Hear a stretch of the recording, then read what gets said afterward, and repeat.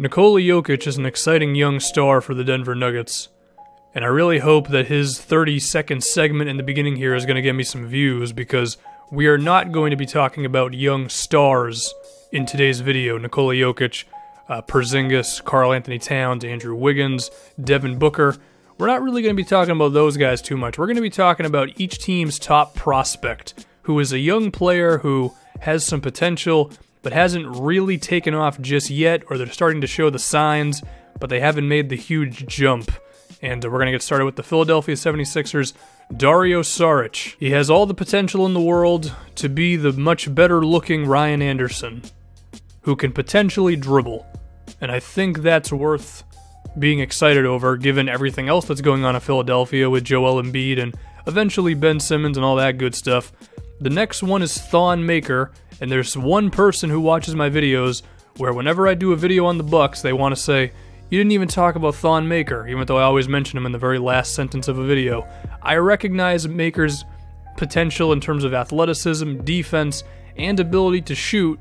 It just might take 9 million years before he's actually able to do those things, but he is still intriguing for Milwaukee. Now the Chicago Bulls, I could have picked Doug McDermott or Nikola Mirotic. They're both 25 years old, which is basically like 75 years old in the NBA. I'm going with Paul Zipser. Zipser fever is real. He's making threes off the bench. He's scoring 7 points a game. I mean, he's even got a creative player in 2K. That's how out of nowhere he really came. Now, the Cleveland Cavaliers don't have a lot of guys for this one. We're going to go with Kay Felder, whose feelings may have gotten just a little bit hurt when LeBron just straight up said, "We don't have a backup point guard," because Felder is a backup point guard, and maybe he could become something, maybe he couldn't. According to 2K, he's really good for mid-range, so he's got that going for him.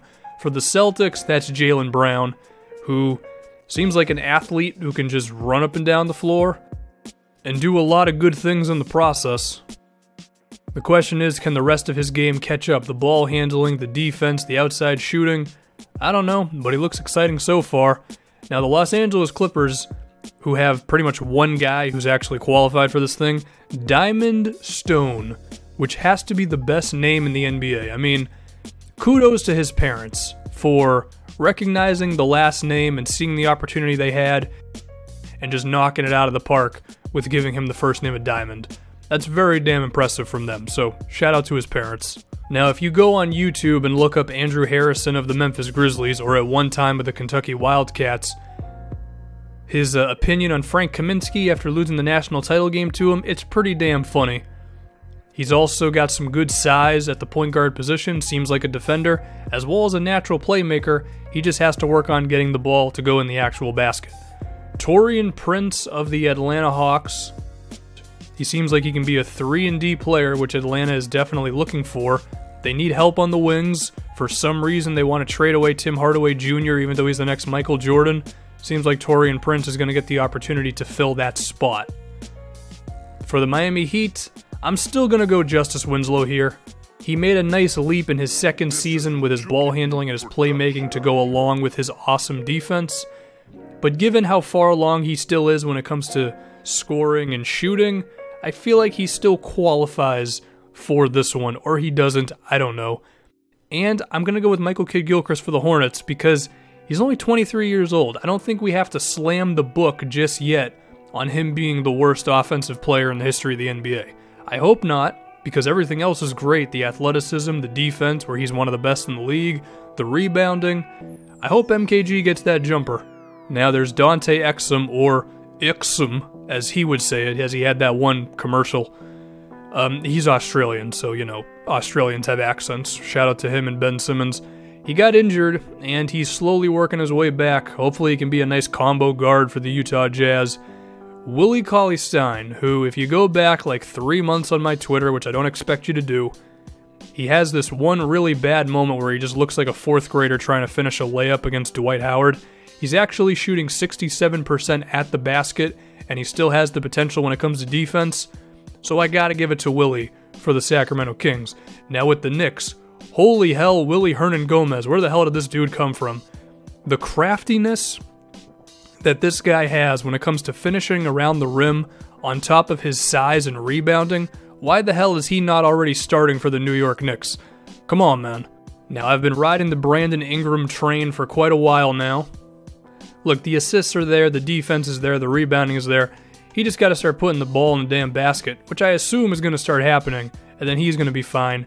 Aaron Gordon, it seems like he's going to begin to get his real opportunity, as Serge Ibaka is apparently on the trading block from the Magic, and eventually we're going to see Gordon just dunking on everyone at the power forward position. It's coming soon, I hope.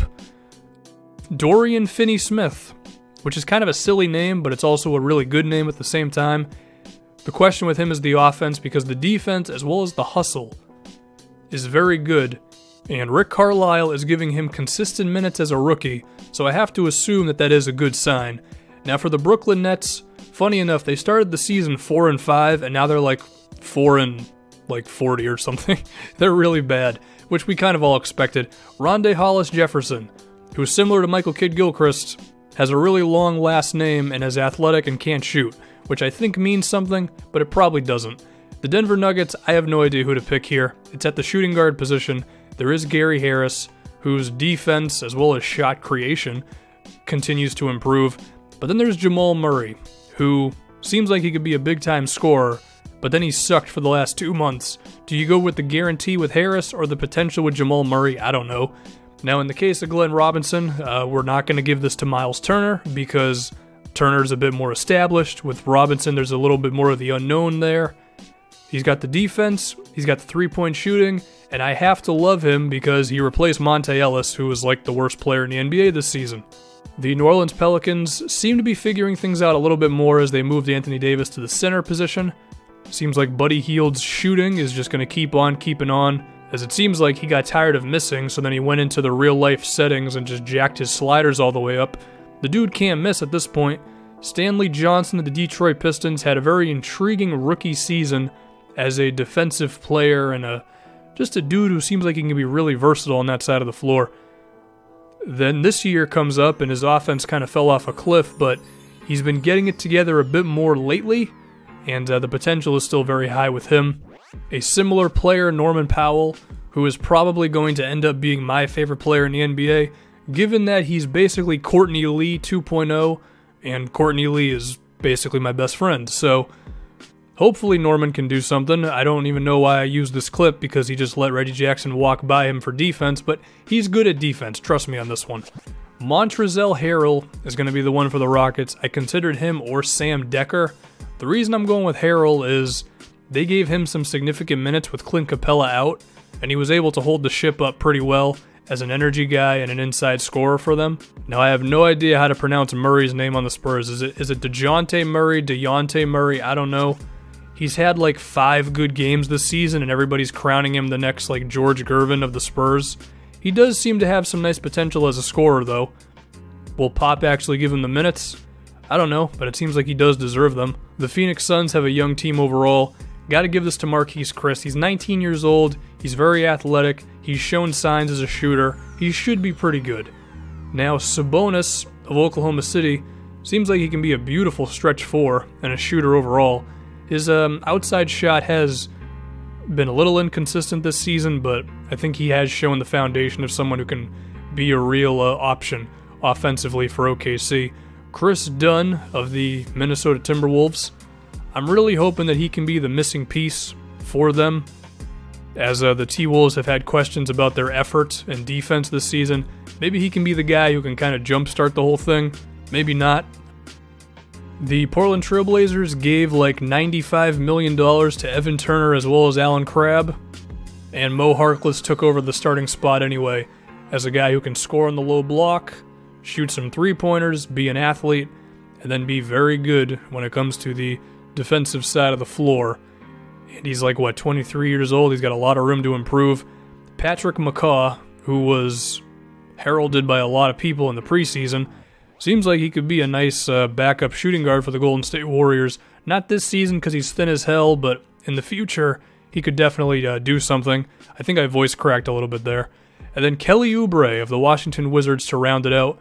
They've been using him at the small ball 4. He's making his three-pointers. He's a nice athlete. And according to Haralabob, he's the best looking player in the NBA, which I think matters. It doesn't, but you know what? Take the award anyway. So there you have it. Again, a guy like Kristaps Porzingis was not going to appear in this video because he's established. We know that he's going to be like one of the 10 best players or something close to that soon. This was more to highlight the guys that we're not completely sure about just yet, but their potential is exciting nonetheless. And Knicks fans, why the hell isn't Hernangomez starting at center?